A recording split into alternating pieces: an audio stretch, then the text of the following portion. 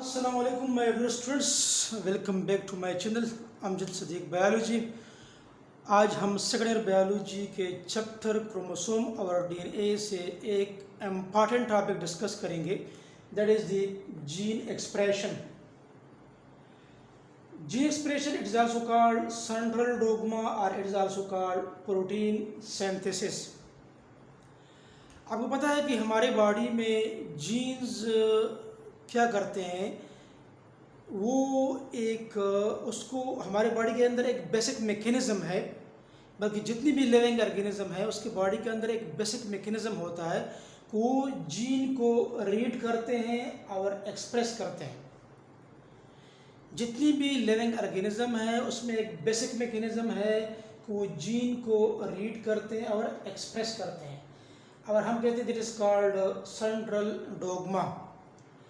अब हमारे बॉडी के अंदर प्रोटीन की भी तो बहुत ज़्यादा इम्पॉर्टेंस है। आपको पता है कि हमारे बॉडी के अंदर बहुत सारे एंजाइम्स हैं। अब ये थाउजेंड्स में एंजाइम्स हैं। Each and every step is catalysed by enzymes, और ये एंजाइम बेसिकली क्या होते हैं, प्रोटीन इन नेचर। एंटीबॉडीज़ क्या होते हैं हमारे बॉडी के अंदर, ये प्रोटीन होते हैं, और ये बहुत सारी चीज़ें जो होती है केमिकल्स हमारे बॉडी के अंदर प्रोटीन इन नेचर होते हैं। तो ये प्रोटीन जो हमारे बॉडी में बनते हैं, this is basically by the process of gene expression, central dogma और प्रोटीन सिंथेसिस इसको कहा जाता है। अब ये जो प्रोटीन सिंथेसिस है, जिस तरह कि मैंने बता दिया कि हमारे बॉडी के अंदर एक ऐसा मैकेनिज़्म है जिसमें डीएनए के पार्ट, डीएनए का एक शॉर्ट सेगमेंट, एक स्पेसिफिक सेगमेंट जिसको हम जीन कहते हैं, इसको रीड किया जाता है और कन्वर्ट किया जाता है मैसेंजर आरएनए में। जब आपके पास डीएनए या जीन मैसेंजर आरएनए में कन्वर्ट होता है, it is called transcription, transcription. और फिर क्या होता है, इसी जीन को फिर एक्सप्रेस किया जाता है। एक्सप्रेस फिर कैसे होता है कि ये जीन जो कि मैसेंजर आरएनए में कन्वर्ट हो गया था, ये मैसेंजर आरएनए एक कोड होता है। किस चीज़ के लिए कोड होता है? For sequence of amino acid. Amino acid का एक सीक्वेंस होता है, इसके लिए एक कोड होता है। इसी कोड को बेसिकली राइबोसोम रीड करते हैं। राइबोसोम उसको रीड करते हैं, तो फिर क्या करते हैं, इसी अमीनो एसिड को इस तरीके से लगाते हैं, ठीक है, जिसका मैकेनिज़्म अभी हमने डिस्कस करना है, ठीक है। ये जो आपके पास मुख्तलिफ़ किस्म के ये अमीनो एसिड्स है, इसके दरमियान पेप्टाइड बॉन्ड बनता है और आखिरकार ये एक प्रोटीन में कन्वर्ट हो जाते हैं। क्योंकि हमने पढ़ा था, हमने जो इससे पहले जो फर्स्ट ईयर की बायोलॉजी में जो बायोलॉजिकल मॉलिक्यूल बायोकेमिस्ट्री वाला टॉपिक था, उधर जब मैं आपको प्रोटीन बता रहा था, प्रोटीन डिस्कस कर रहा था, तो उधर मैंने आप लोगों को बताया था कि प्रोटीन में दो चीज़ें बहुत ज़्यादा इम्पॉर्टेंट है। एक नंबर होता है और एक होता है सीक्वेंस। फॉर एग्जांपल देखिए, एक प्रोटीन है, फॉर एग्जांपल उसमें इंसुलिन है, फॉर एग्जांपल उसमें 51 अमीनो एसिड है। तो 51 अमीनो एसिड ये नंबर है, ये नंबर, ये 51 अमीनो एसिड को पूरा करना होगा इधर, तब आपके पास इंसुलिन हार्मोन आपके पास प्रोड्यूस होगा। कुछ हार्मोन्स भी प्रोटीन इन नेचर होती है, इस तरह के इंसुलिन है। सीक्वेंस में होगा, फॉर एग्जांपल हम कहते हैं कि इधर फॉर एग्जांपल आपके पास एक अमीनो एसिड है, फॉर एग्जांपल आपके पास मेथियोनिन है, फॉर एग्जांपल ये मेथियोनिन है, फिर ट्रिप्टोफान है, फिर फॉर एग्जांपल विलीन है, फिर ग्लाइसिन है, एंड सो ऑन। मतलब एक प्रॉपर सीक्वेंस में होंगे, एक सीक्वेंस में होंगे, तब कहीं जाके आपके पास एक इंसुलिन का एक प्रॉपर प्रोटीन आपके पास बनेगा। और एक प्रॉपर एक खास नंबर में जो 51 है, ये नंबर भी बराबर होना चाहिए, तब आपके पास क्या बनेगा, आपके पास एक प्रोटीन जो होता है बन जाता है। और इसी प्रोसेस को फिर हम कहते हैं ट्रांसलेशन। तो आपके पास कौन से हो गए, एक आपके पास क्या हो गया, ट्रांसक्रिप्शन प्रोसेस होता है प्रोटीन सिंथेसिस में, एक आपके पास होता है ट्रांसलेशन। ये दो प्रोसेस जो है, ट्रांसक्रिप्शन और ट्रांसलेशन, ये बहुत ज़्यादा इंपॉर्टेंट है। अब देखिए, जिस तरह कि मैंने ऊपर बता दिया कि ट्रांसक्रिप्शन में डीएनए का जो कोडिंग पार्ट होता है, मतलब जिस जीन से डीएनए के में तो बहुत सारी जीन्स होते हैं, जिस जीन से प्रोटीन ने बनना है उसको हम कहते हैं कोडिंग पार्ट, मतलब वो जीन, और उससे मैसेंजर आरएनए पैदा होता है। जब इससे मैसेंजर आरएनए पैदा होता है उसको कहते हैं ट्रांसक्रिप्शन, और जब मैसेंजर आरएनए से प्रोटीन बनता है दैट इज कॉल्ड ट्रांसलेशन। जिस तरह कि फॉर एग्जांपल मैंने आप लोगों को इधर जो है आपके लिए बनाया है, फॉर एग्जांपल देखिए डीएनए है, ये मैसेंजर आरएनए है और ये प्रोटीन है।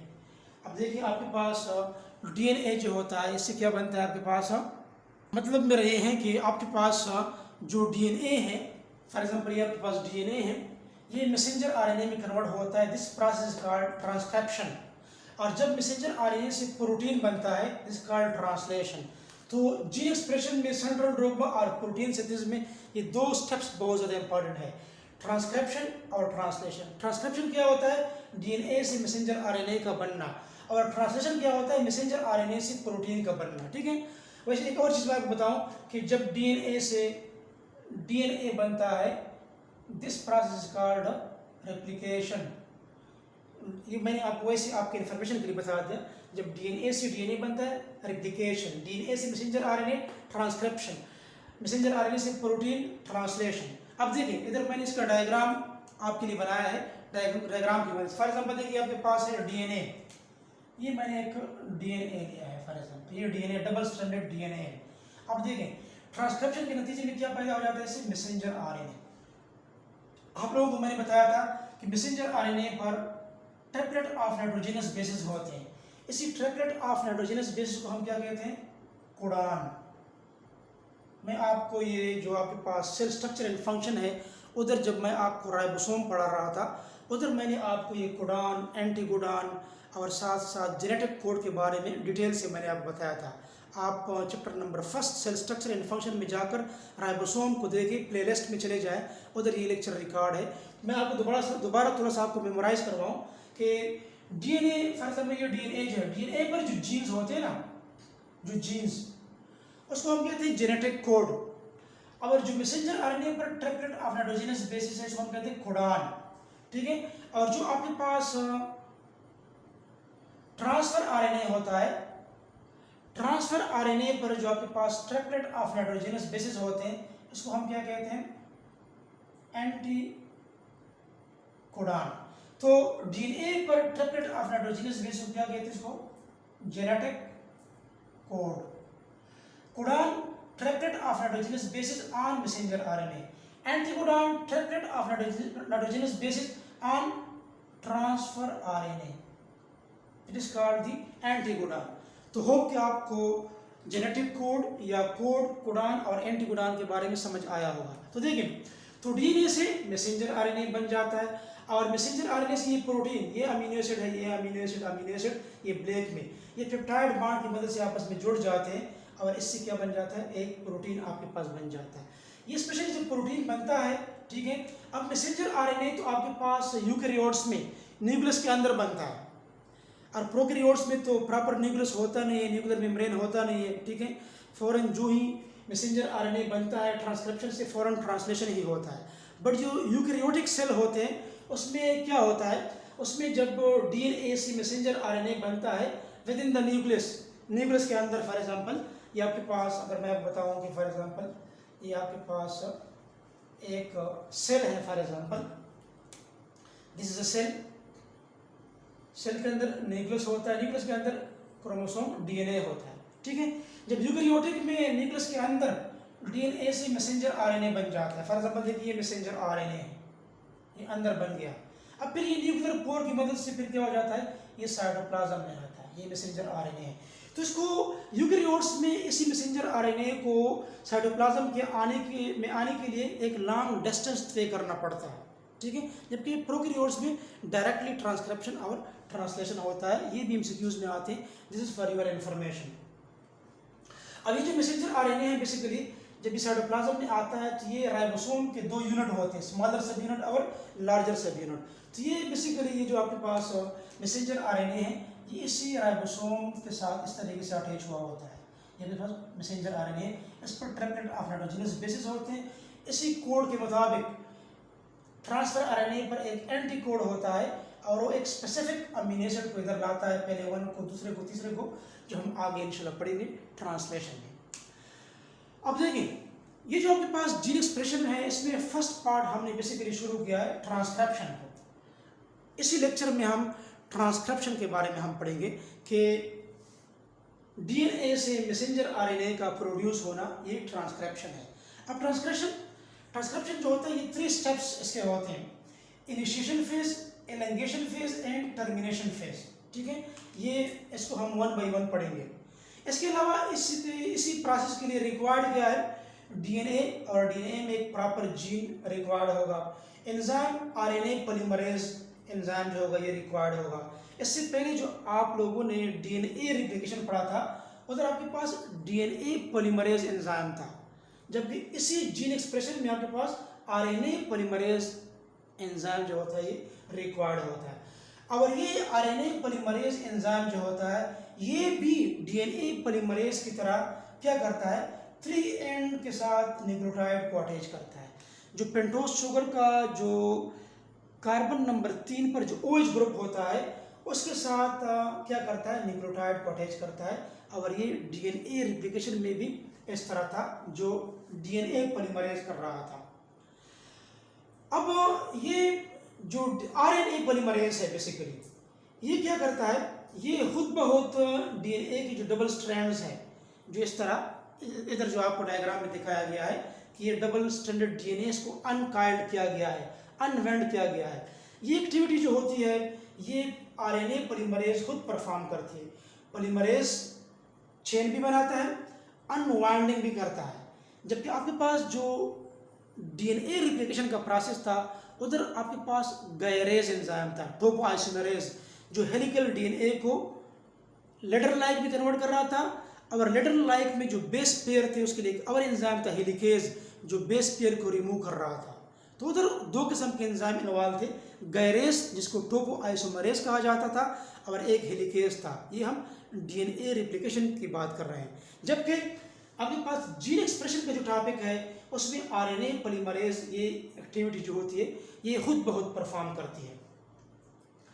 अब इसमें अगर आप देखें जो आपके पास आरएनए पॉलीमरेज है बेसिकली ये 4 सब यूनिट्स है आपके पास। इसमें क्या क्या होते हैं? इसमें कौन से यूनिट्स होते हैं? अल्फा होता है, बीटा डैश होता है और सिग्मा होता है। ये आपके पास क्या होता है? आरएनए पॉलीमरेज के यूनिट्स हैं जो 4 यूनिट्स पर मुश्तमिल होता है। अल्फा, बीटा डैश और ये सिग्मा पार्ट होता है। अब अगर आप देखें कि इसमें जो आपके पास ये अल्फा, बीटा और बीटा डैश, ये जो आपके पास है अल्फा, बीटा और बीटा डैश, ये 3 जो यूनिट्स है that is called core enzyme. So core enzyme कहा जाता है। और ये कोर एंजाइम बेसिकली क्या होते हैं? For polymerase activity. ये पॉलीमरेज एक्टिविटी जो आरएनए बनाता है ना उसको, उसमें न्यूक्लियोटाइड को ऐड करता है, उसका चेन बनाता है। और इसमें जो इसी आरएनए पॉलीमरेज का जो सिग्मा पार्ट है, sigma part that is used for binding to promoter site.